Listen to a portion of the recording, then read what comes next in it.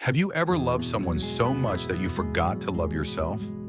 Have you ever spent years making everyone else's life beautiful, only to realize no one remembered yours?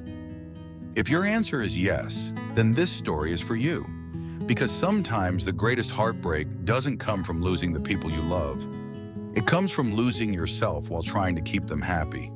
This is the story of Martha, a woman who spent her entire life putting everyone else first, until one ordinary day changed everything. Every evening at exactly 7 o'clock, Martha opened the curtains of her little house and sat beside the window. The aroma of fresh soup drifted through the kitchen. 4 plates rested neatly on the dining table, polished until they shone under the warm yellow light. Yet only one chair was ever occupied. The neighbors often whispered to one another, "Poor Martha, she's still waiting for her children." They weren't entirely wrong. Years ago, Martha had been the kind of mother everyone admired. She woke before sunrise every morning, packed school lunches, ironed uniforms, and stitched torn sleeves late into the night. When money was tight, she quietly wore the same faded coat for years so her children could have new shoes. When her husband died unexpectedly, the world seemed to collapse overnight. But Martha didn't. She worked 2 jobs. She sold her jewelry to pay college tuition. She skipped meals so growing children would never know hunger.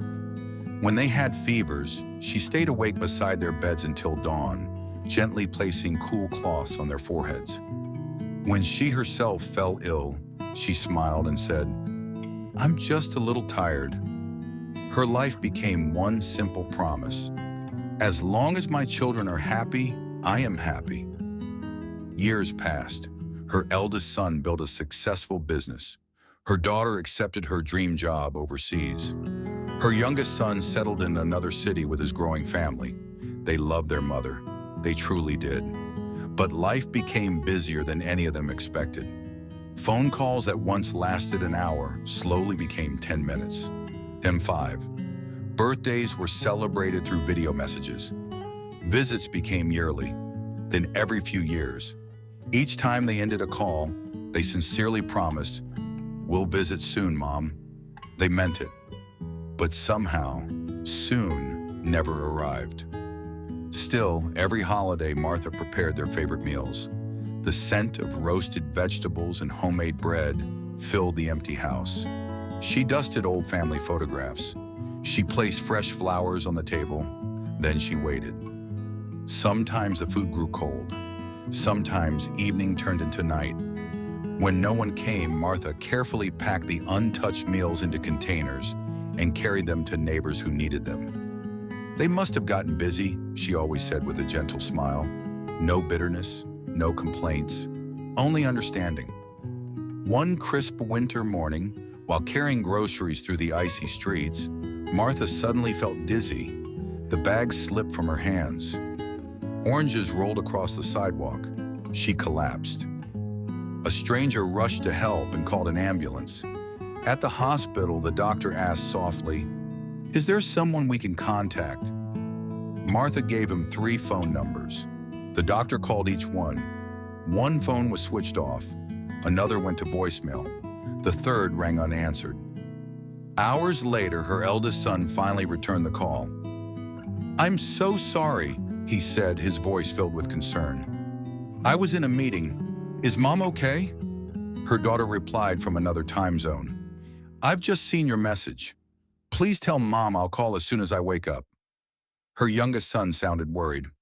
"I'm 6 hours away. Can one of the neighbors stay with her until I can arrange something?" None of them meant to neglect her. Each loved her in their own way. But love postponed can still feel like loneliness. The doctor quietly placed the phone beside Martha. She looked at the dark screen for a long moment before gently turning it face down on the bedside table. "It's all right," she whispered. "They have their own lives." Outside the hospital window, snowflakes drifted silently through the gray sky. For the first time in many years, Martha stopped making excuses for the silence. After recovering, something inside her began to change. Not with anger, not with resentment, but with awakening. For the first time in 65 years, Martha walked into a clothing store and bought herself a beautiful blue dress. Not because someone expected her to wear it, not for a wedding, not for a celebration, simply because she smiled when she saw it. She joined a painting class. The first canvas she completed wasn't perfect. Neither was the second. But every brushstroke made her feel a little more alive. She planted roses, lavender, and sunflowers in her garden. Soon, butterflies visited almost every afternoon. She traveled with a group of senior citizens. She laughed until tears filled her eyes over stories shared on long bus rides. She celebrated birthdays. She watched golden sunsets paint the evening sky. She finally read the novels that had waited patiently on her bookshelf for 40 years. Most importantly, she stopped waiting beside the phone. She stopped setting 4 plates. She quietly placed one. And for the first time in decades, the silence no longer felt empty. It felt peaceful. She wasn't waiting anymore. She was living. Months later, her children arrived together without telling her. They wanted to surprise her. Instead, they were the ones surprised. Bright paintings covered the walls. The garden overflowed with colorful flowers. Photographs of smiling friends filled the shelves beside old family pictures. The house felt full again, just differently. Her daughter looked around in amazement. "Mom, who are all these people?" Martha smiled. "My friends. You never told us." She met her daughter's eyes with quiet kindness. "You never asked." No one spoke. The silence carried more truth than words ever could. Then her eldest son noticed the dining table. Only one plate had been set. "No dinner for us?" he asked gently. Martha smiled. "I wasn't expecting anyone." Those 5 words settled heavily over the room. Every missed visit, every postponed phone call, every forgotten promise. None of it had been intentional, yet all of it had left its mark. For the first time, they saw not only their mother, but the woman behind the title. A woman who had spent decades filling everyone else's lives while quietly setting her own aside. That evening, her daughter broke into tears. "I'm so sorry, Mom." Martha squeezed her hand. "I know you love me." Then she smiled and whispered the words her children would carry for the rest of their lives. "Don't apologize because I started loving myself. Apologize because I waited so long before I did."